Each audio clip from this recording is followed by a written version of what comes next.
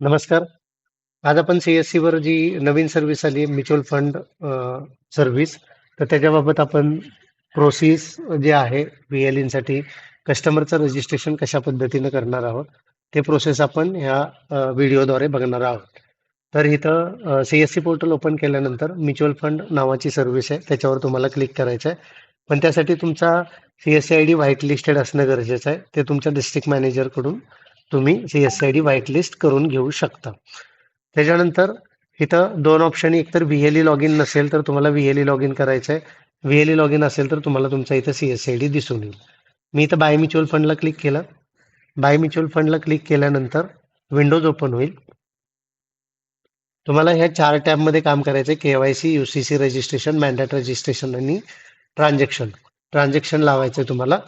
तर KYC हे मी step वगळतोय. KYC registration जर एखाद्या कस्टमरची नसेल तर तुम्हाला ह्याच्यावर क्लिक करायचं आहे आणि क्लिक केल्यानंतर तुम्हाला कुठली पण एक AMC सिलेक्ट करायची आहे.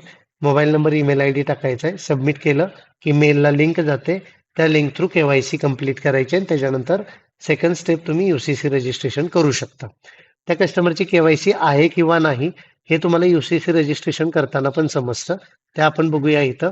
मी UCC रजिस्ट्रेशनला क्लिक केलं आणि त्याच्यानंतर मी इथं खाली पहिल्यांदा प्रायमरी होल्डर ऑफ पॅन इथं मी त्या होल्डरचा पॅन नंबर टाकून देतो.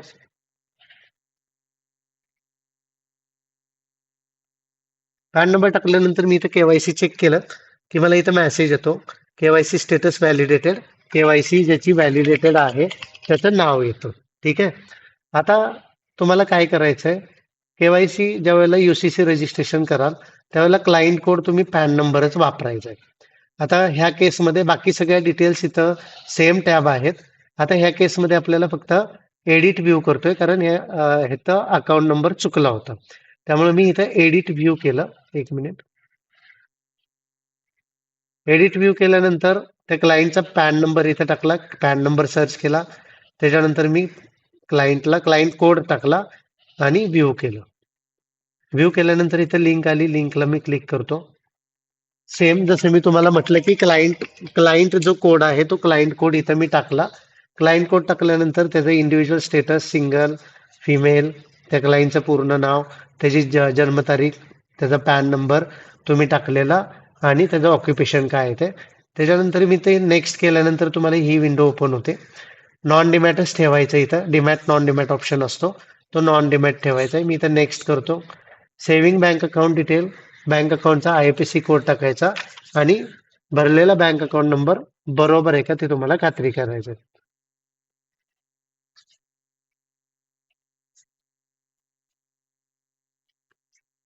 त्यानंतर इथं डिव्हिडंड पेमेंट मोड क्रेडिट, डायरेक्ट क्रेडिटच ठेवायचं आहे.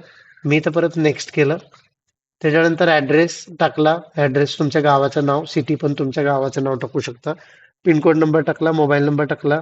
सेल्फ केलं, ज्याच्या व्यक्तीचा मोबाईल नंबर आहे त्याला सेल्फ केलं. त्याच्यानंतर मी इथं नेक्स्ट केलं. Nominee opted, yes yes. त्यानंतर ऑथेंटिकेशन मोड हलवलेला नाहीये, OTPच आहे. त्या क्लायंटचं नाव, जो नॉमिनी आहे त्या नॉमिनीचं नाव, रिलेशन, नवरा किंवा बायको असेल तर स्पाऊस घ्यायचं आहे. 100% आधार, आयडेंटिटी टाईप मी आधार घेतला आणि आधारचे इथं शेवटचे 4 डिजिट जे आहे ते 4 डिजिट तुम्हाला टाकायचे. त्याच्यानंतर डेट ऑफ बर्थ नॉमिनीची टाकली, नॉमिनीचा ईमेल ID, मोबाईल नंबर टाकला.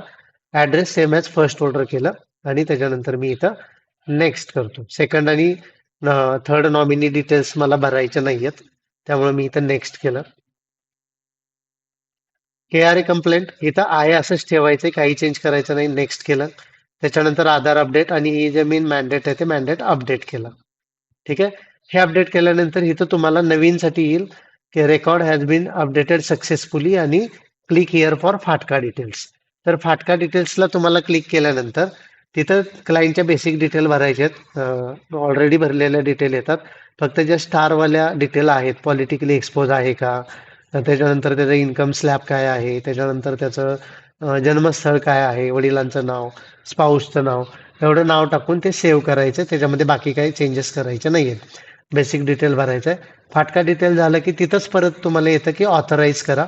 OTP थ्रू टाकून तुम्हाला ऑथराईज करायचं. मग तुमची UCC रजिस्ट्रेशन स्टेप जी आहे ती कंप्लीट होते. त्याच्यानंतर मी परत बाय म्युच्युअल फंड करतो.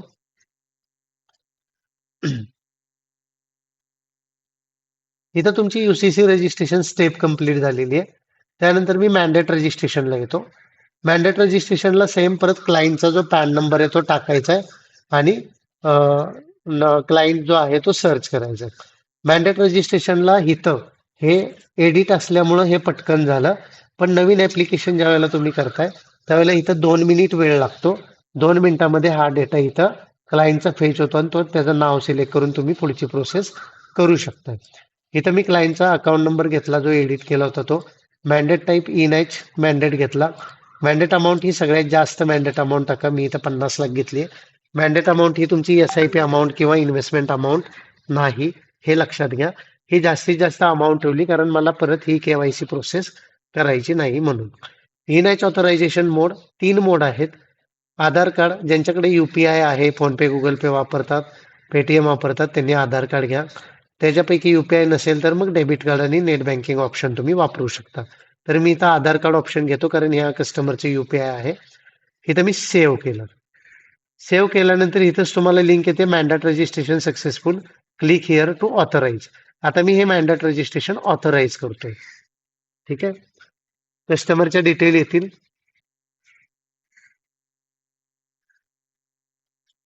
कस्टमरचं तुम्हाला इथं मी येस केलं. आधार नंबर टाकायचा आहे.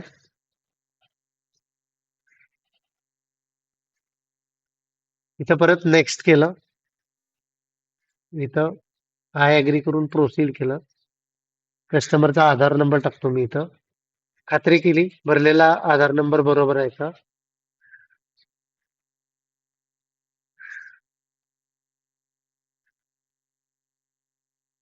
आणि इथं मी सबमिट केलं. OTP केला कस्टमरला. इथं OTP टाकतो. नंतर परत OTP जाईल.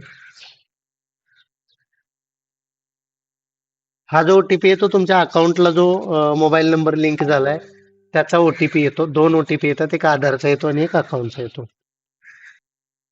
इथे सबमिट केलं. हा OTP गेला. आता रेफरन्स इथं मॅन्डेट ऍक्सेप्ट झालंय. इथं सेकंडसाठी वाट बघायचं आणि मग आपल्याला मेसेज येईल की युअर ई मॅन्डेट सक्सेस झालंय किंवा फेल झालंय.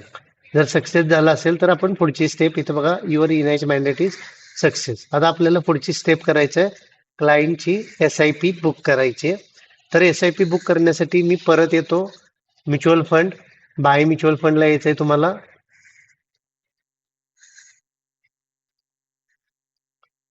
त्यानंतर आता मी ट्रान्झॅक्शनला क्लिक करीन. ट्रान्झॅक्शनला क्लिक केल्यानंतर इथं 3 डॉट आहेत, ह्याच्यावर क्लिक करून XSIP ला येऊन तुम्हाला XSIP रजिस्ट्रेशन करायचं. ह्याच्यामध्ये क्लायंटचा पॅन नंबर टाकायचा आहे. त्यानंतर इथं नॉन डिमॅट अकाउंट ऑटोमॅटिक आलं. पॅन नंबर टाकल्यानंतर AMC, आपल्याला SBI सोबत AMC SBI ने काही फंड सिलेक्शन दिलेले आहेत. तर मी इथं SBI mutual fund AMC select केली. सेटलमेंट टाईप जो आहे तो इथं ऑदर घ्यायचा आहे तुम्हाला, L0 आणि L1 घ्यायचा नाहीये, ऑदर घ्यायचा आहे. त्यानंतर स्कीम प्लॅन इथं काहीच करायचं नाही तुम्हाला, इथं स्टार मार्क नाहीये. त्यानंतर मी स्कीम नेम करीन फो एकतर तुम्ही SBI focused regular fund growth सोबत सुद्धा जाऊ शकता किंवा तुम्ही बॅलन्स ॲडव्हान्टेज फंड पण घेऊ शकता.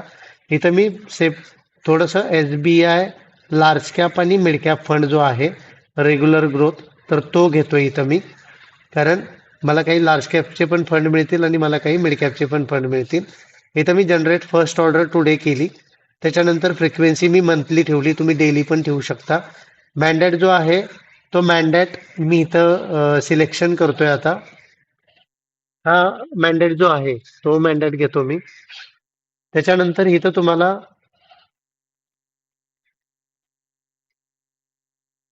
हे तुमच्या मेलला समजून येतं की तुमचं जर समजा 2-3 वेळा एडिट झाला असेल तर तुमच्या मेलला समजून येतं की तुमचा जो वरचा येतो सगळ्यात 1 नंबरचा येतो तो तुमचा करंट मॅन्डेट असतो. तर मी इथे SIP अमाऊंट टाकली, मिनिमम ₹500 SIP आहे. आता इथे जनरेट फर्स्ट ऑर्डर टुडे म्हणजे पहिल्यांदा आपल्याला हे पेमेंट करावंच लागतं. त्यामुळे मी इथं जनरेट फर्स्ट ऑर्डर टुडेला क्लिक केलेलं आहे. म्हणजे आज आपले ₹500 डेबिट होतील. आणि त्याच्यानंतर फर्स्ट ऑर्डर टुडे नंतर 15 दिवस पुढची डेट तुम्ही घेऊ शकता. मी याच्यामध्ये पुढची 15 दिवस सप्टेंबर महिन्यातली 10 तारीख किंवा 11 तारीख जी सुटेबल आहे क्लायंटला ती घेतो. इथं तुम्हाला up to mandate end date करायचं आहे. त्याच्यानंतर इथं बाकीच काहीच करायचं नाही, फक्त EOIN डिक्लेरेशन तुम्हाला नो करायचं आहे. आणि इथं मी सेव्ह केलं. सेव्ह केल्यावर येस केलं. आता इथं परत ऑथरायझेशनसाठी येईल, मी इथं क्लिक हिअर करतो.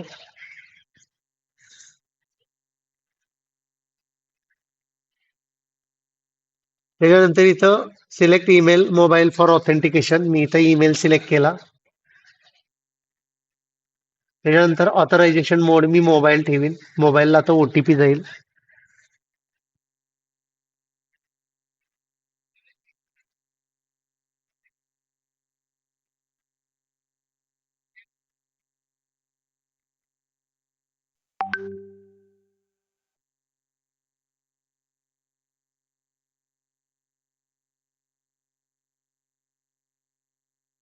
इथं ऑथराईज करतो.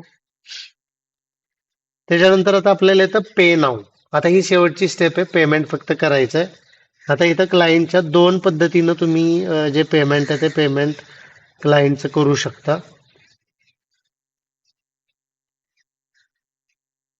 इथं मी पे नाव केलं. त्याच्यानंतर पेमेंट मोड जे आहे ते मी UPI ठेवीन.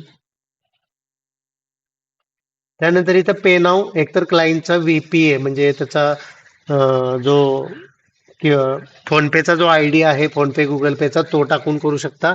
अदरवाईज तुम्ही स्कॅन अँड पे, क्लायंट जर तुमच्या समोर असेल तर त्याला तिथं स्कॅन अँड पे करायला लावू शकता. आता मी इथं VPA ID टाकतो क्लायंटचा.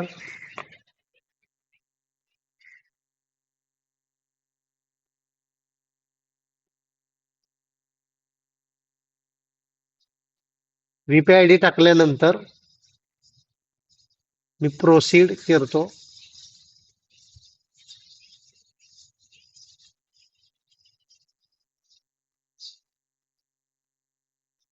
प्रोसीड. आता क्लायंट पेमेंट करेल तिकडून.